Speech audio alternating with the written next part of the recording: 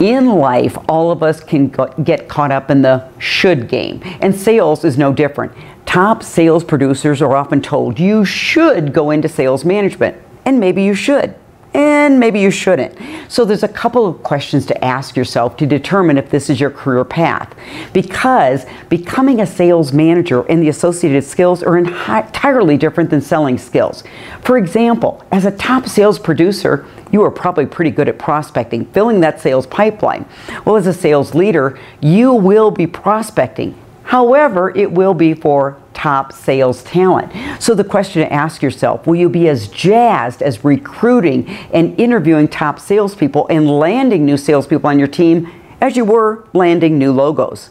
Let's take a look at training and coaching skills, because as an individual producer, it was all about how good you were. But as a top sales manager, you were only as good as the people you developed. And training and coaching skills, very different than selling skills. And here's a little tip. I love training and coaching. However, there are times it can be tedious, because in order for people to become masterful, there's a lot of drill skills, there is role play, there is patience. So the question you have to ask yourself, do you want to be a sales manager because you get as big of a kick out of somebody else growing and improving sales as you did as an individual producer? So for those of you that are looking at sales management, make sure you don't get caught up in the should game.